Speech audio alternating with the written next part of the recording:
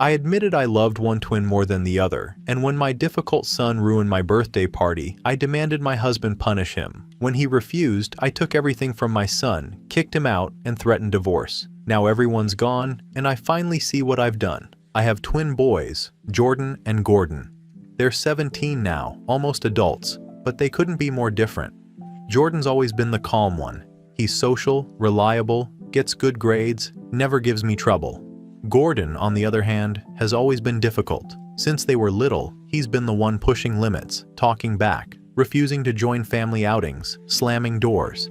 He's bright, maybe the brightest in the house, but he uses that to argue or mock people instead of doing something useful. I used to tell myself he was just sensitive, that he'd grow out of it. I tried so hard with him: therapy, special attention, patience, but no matter what I did, he'd act like I was the enemy. Meanwhile, Jordan would quietly do everything right and never asked for praise. I don't hide that I'm proud of him. Maybe that's where I went wrong. I don't know anymore. I turned 43. My husband Andrew planned a big birthday dinner at our house. Family, co-workers, some neighbors. It was supposed to be one of those rare nights where everything felt put together for once. I made sure the table looked perfect. The food, the atmosphere, everything had to reflect the effort I always put into keeping this family together. I told both boys to dress nicely and be on time. Jordan came down early, looking sharp, helping out, just like always. Gordon wasn't there. He finally showed up 40 minutes late. Jeans, a hoodie, no apology. He even brought a friend I'd never met without asking.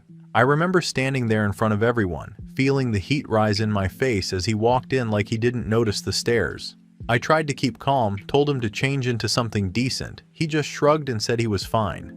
Dinner was tense. He barely spoke. Every time someone tried to ask him a question, he'd give short answers or roll his eyes. Then came the speeches. Andrew said a few kind words. Jordan followed. When it was my turn, I started thanking everyone for coming. That's when Gordon suddenly said, loud enough for everyone to hear, that, "I guess this year's theme is pretending." People laughed, awkwardly at first, thinking it was a joke, but I knew exactly what he meant. It felt like he'd ripped something out of me in that moment. The whole room went silent. I remember setting down my glass and telling Andrew that he needed to deal with his son before I said something I'd regret. Andrew just told me to let it go, that Gordon was having a hard time. I felt humiliated. I told Gordon to get out. I didn't scream, I just said it flatly. He stood up, looked at me like he'd been waiting for that, and left. The door slammed hard enough to shake the wall. Everyone stayed quiet after that. I tried to move on, pretend it didn't ruin the evening, but it did. After everyone left, Andrew was furious not at Gordon, but at me. He said I overreacted, that I embarrassed our son. I told him Gordon had been disrespecting me for years and that he let it happen by always taking his side. We didn't speak for days. Jordan tried to stay neutral, but even he said Gordon's been struggling. I asked struggling with what exactly, and he didn't answer. Since that night, I've been wondering if I'm the problem. But I also feel like no one sees what I've put up with. Every time Gordon hurts me, it's brushed off because he's having a hard time. But what about me? What about the constant tension? The guilt, the feeling that I have to walk on eggshells around my own child just so he doesn't explode. I know I love Jordan more, I can admit that. He makes it easy to love him. Gordon makes it impossible most days, but I still try. I still wake up thinking maybe today will be different. Maybe he'll talk to me without sarcasm. And then something like that night happens, and I feel stupid for hoping. Update 1. It's been a week since I made my original post and everything just feels off. The house feels wrong, quiet in a way that makes it impossible to focus. Andrew isn't home. Gordon isn't home. Even Jordan barely says anything. I thought after the birthday, once things cooled off, Andrew would bring Gordon back and we'd talk it through, but that hasn't happened. At first, Andrew told me he was just going to check on Gordon for a few hours. Then it turned into staying the night, then a few days. Now I'm realizing he never planned on coming back. He's with Gordon, staying at his cousin's apartment across town. I know because I drove there after he stopped answering my calls. I could see Andrew's car parked outside, Gordon's hoodie hanging from the balcony rail. Neither of them came out when I knocked. I waited, but no one opened the door. I don't even know if Jordan told them I'd gone. He just keeps saying, "Dad will figure it out." It's one thing for Gordon to avoid me, he's done that before. But for Andrew to be part of it feels like betrayal. It's like they've formed some kind of alliance against me. as if I'm the problem that needs to be managed instead of the person who's been holding this family together all these years. I keep going back and forth between wanting to cry and wanting to tear the whole house apart. Then there's Jordan. I tried asking if his father told him what's going on, but he just shrugs or says he doesn't want to be involved. I can tell he's texting them behind my back though. Every time I ask what's happening, he gives me this rehearsed look, like he's scared of saying the wrong thing. It makes me think Andrew has been telling them things that aren't true. The worst part is realizing they've been planning this. I checked our joint bank account and saw that Andrew transferred a chunk of money to his cousin the day after the birthday party. That's when it hit me that maybe he'd already decided to take Gordon out of the house before the night even happened. Maybe he just waited for me to be the one to break.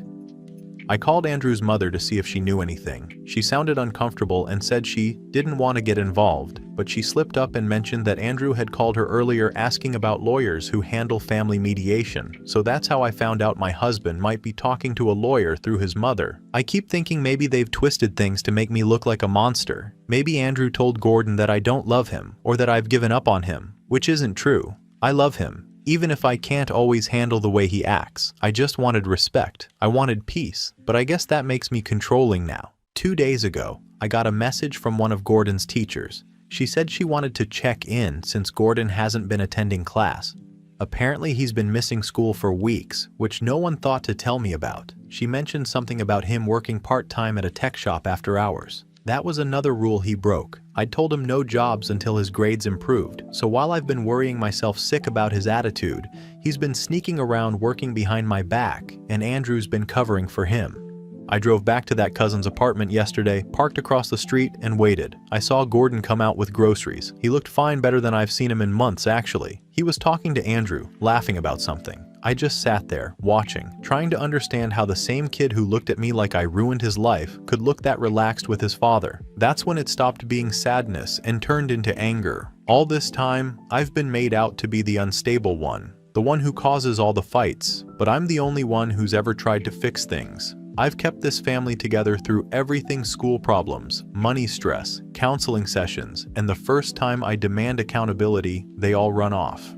I texted Andrew later that night and told him if he wants to stay with Gordon, that's fine, but he can start paying for both their living expenses himself.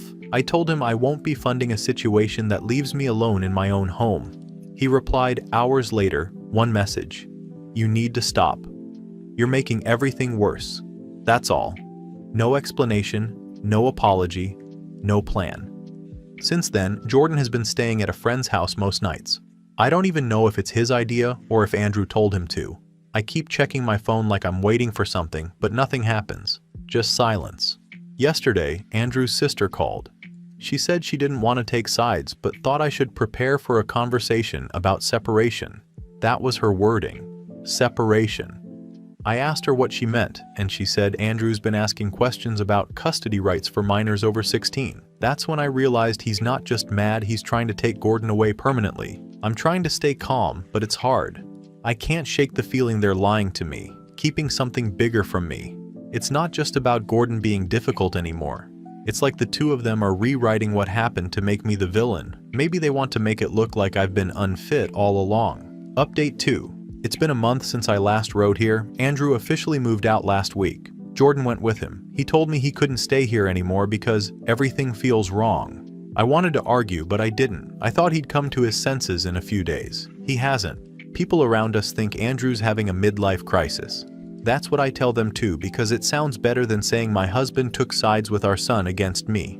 It makes me look less pathetic, I guess. I've been going to work, keeping up appearances, pretending things are normal.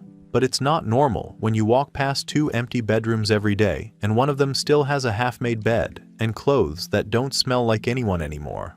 What really broke me was finding out what they were hiding. I always knew Gordon liked to twist things, but this time he did something that feels beyond cruel. A family friend called and told me she'd heard from her daughter, who goes to the same school, that there were actual recordings of me talking to Gordon during arguments. Apparently, he'd been recording me for months. I didn't want to believe it until she said there were clips of me saying awful things. Things that, out of context, sound horrifying. I called Andrew right away. He didn't deny it. He said Gordon had shared them with a counselor at school and that the counselor made a report. I couldn't even speak for a moment. The idea that my own son was recording me inside my home, using private moments as weapons, felt like betrayal in the deepest sense. Those arguments were ugly, yes, but they weren't meant to be broadcasted or judged. I was venting. I was frustrated. I was trying to be a parent to a boy who refuses to listen or show any emotion besides anger. When I tried to explain that, Andrew told me I was making it worse and that this was exactly why Gordon needed space. He said the counselor got involved because of concerning language I used. I know what he meant. He's talking about the night I said I wished Gordon would just stop ruining everything. I remember shouting that after weeks of constant tension, broken curfews, and disrespect. I didn't mean it the way it sounded. I was tired, exhausted, but apparently that's enough now for people to label you abusive. A few days later, someone from CPS came by. They said it was just a wellness check. They were polite but formal, and it made me feel small. They looked around, asked questions, wrote things down. When they left, I sat in my kitchen for an hour, shaking. I don't even remember what I said to them. Probably too much. Probably not the right things. I've been trying to keep control of the story, at least in my social circle. I told people that Gordon exaggerated and that the counselor overreacted, but I can tell people are judging. One neighbor avoided eye contact when I saw her at the store. A co-worker asked if everything was okay at home, in that tone people use when they already know it's not. I feel exposed in ways I can't even describe. Part of me thinks Andrew encouraged Gordon to do this. It sounds paranoid, but nothing surprises me anymore. He's always been softer with the boys, more patient, sometimes to the point of being passive. Maybe he thought this would force me to back down. Maybe this is his way of getting out of the marriage without looking like the bad guy. I did something impulsive last week. I posted online trying to explain my side, hoping people would understand that I'm not this monster they're making me out to be. I said I was venting, that parenting isn't perfect, that sometimes frustration comes out ugly. The comments were brutal. People called me names, said I was emotionally abusive, told me I deserved to be alone. Some even said they hoped Gordon never had to see me again. I deleted it within hours, but the damage was done. Screenshots, whispers, more people looking at me like they already decided who I am. Then, as if things couldn't get worse, I got a knock on the door this week, a process server. I've been served temporary restraining orders from Andrew and both boys. It says I can't contact them directly, not even through social media. I stood there with the papers in my hand and didn't even know what to do. I didn't cry. I didn't shout. I just felt this hollow numbness, like everything inside me finally gave up trying to fight. Update 3. It's been 4 months since my last post. After Andrew and the boys filed those restraining orders, I decided I wasn't going to let them paint me as some kind of monster. I called a lawyer, explained how Andrew was alienating me from my children, and filed for custody. I thought once the truth came out, people would understand that I was just a mother who had lost control of a difficult situation. I thought maybe then Gordon would see how much I still cared. It didn't work out that way. The court ordered a psychological evaluation before anything else could move forward. I went to every appointment, answered every question, and tried to keep my temper in check. I told them that Gordon had been distant since middle school, that he'd always blamed me for everything wrong in his life. I told them how Andrew made me feel invisible, how Jordan only ever followed his father's lead. I wanted to show them that I wasn't unfit, that I was the only one trying to hold this family together. When the report came back, it said I had reactive emotional patterns and difficulty respecting boundaries. The words felt like a slap. I remember sitting in the car after reading it, staring at the page until it started to blur. They made me sound like someone I didn't know, or maybe someone I didn't want to know. The hearing was worse. Andrew came in with folders of documents, emails, and texts. He didn't look angry, just tired. His lawyer started reading old messages out loud. Things I'd said to Gordon when we were fighting.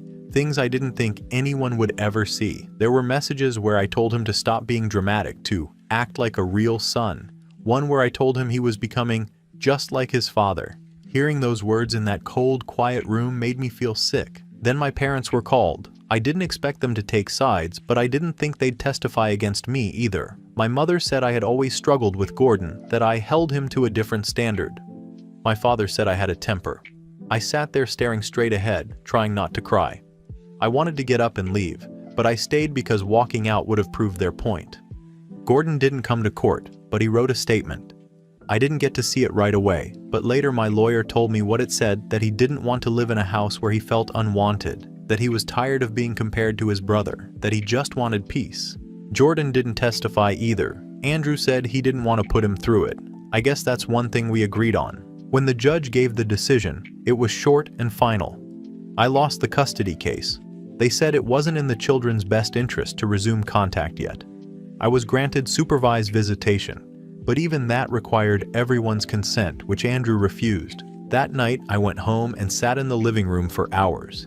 The house felt empty, like it was waiting for something that would never happen. I kept expecting the boys to walk in, arguing about who gets the TV or leaving their shoes in the wrong place. Instead, there was nothing. Just silence. A week later, I got a letter about mandatory therapy sessions. It was part of the court's decision. At first, I went out of obligation, not interest. The therapist wanted to talk about patterns of control. I told her I didn't control anyone. I was just trying to raise decent sons. She kept asking questions, quiet ones that made me uncomfortable. Over time, I started saying more than I planned to. I told her how I used to reward Jordan when Gordon misbehaved, how I thought it would motivate Gordon to be better. She asked if I realized that I'd turned Jordan into an example, not a child. I didn't answer. Sometimes during those sessions, I'd think about Gordon. I'd think about the last time he was home, how he'd looked at me before leaving the house that night, like he didn't even see me as his mother anymore. I still believe I was trying to make him understand responsibility, but maybe I went too far. My therapist said something once that stuck with me. She said, "Control can feel like love when you're afraid of losing someone." I've turned that line over in my head more times than I can count. Andrew still hasn't contacted me. Jordan hasn't either. From what I hear, Gordon's doing fine. He's living with Andrew and working part-time again. I tell myself that's what I wanted for him to get his life together, but it doesn't feel like a win. A few nights ago, I looked through old photos. There was one from when the twins were about 5, sitting on the kitchen counter while I baked a cake. Jordan was smiling with frosting on his face. Gordon wasn't smiling, but he was watching me closely. I never noticed that before. I thought he was just being moody. Maybe he was waiting for me to notice him too. I'm not saying I was a bad mother. I tried. I really did. But I see now that trying doesn't mean much if all they felt was pressure. I think I missed the chaos because it made me feel like I still mattered. Without it, I don't know what's left. Final update. It's been almost 2 years since everything fell apart. Sometimes I think about how quiet the house is now, how there isn't any sound at all anymore. For years, I used to complain that no one listened to me, that I had to raise my voice just to be heard. Now there's no one left to hear it. After the court ruling, things changed fast. The divorce went through quietly. Andrew got full custody, and I had to sell the house. I moved into a small apartment not far from where we used to live, because I thought maybe the boys would visit one day. They didn't. I still kept 2 sets of their favorite things, like if I just waited long enough, they'd come back. Therapy was part of the agreement, and I went, even though I didn't think I needed it. I sat in that office for months, answering questions I didn't want to answer. I said what I thought they wanted to hear. After a while, I stopped arguing and just stayed quiet. The therapist said silence was progress. Maybe it was. It kept things calm. Then, a few months ago, I heard from an old family friend that Andrew had died. A car accident. No one called me, no one told me. I found out days later scrolling through someone's post online. I didn't believe it at first. I thought maybe it was another lie meant to keep me out of their lives. But it was real. I went to the funeral, but I didn't get far. Gordon saw me at the entrance and told someone to make me leave. I didn't say anything. I just stood there for a minute, looking at the people gathered around, most of them strangers to me now. Then I went home. After that, the lawyer contacted me. Because Andrew had passed, I was reinstated as Jordan's guardian until he turned 18. It should have felt like a chance to fix things. It didn't. Jordan refused to come home. He said he was staying with family friends. I didn't fight it. I just signed the papers and told them to call if they needed me. No one ever did. I still check their social media sometimes. Gordon doesn't post much, but Jordan does. Pictures with friends, school events, a few of him and Gordon together. They look fine. Maybe they are. I tell myself that's what matters, that they're okay. But sometimes I still feel angry. Like I was the only one who stayed, who tried, who kept everything from falling apart, and somehow I'm the one who ended up alone. People keep saying I should move on, that it's over now, but I don't know what moving on looks like. I wake up, make coffee, keep the same routine. I think that's all there is left to do. Everyone thinks I lost everything, But I don't see it that way. They can hate me if they want. One day, they'll realize I'm still here, the only parent left, the one who never left at all.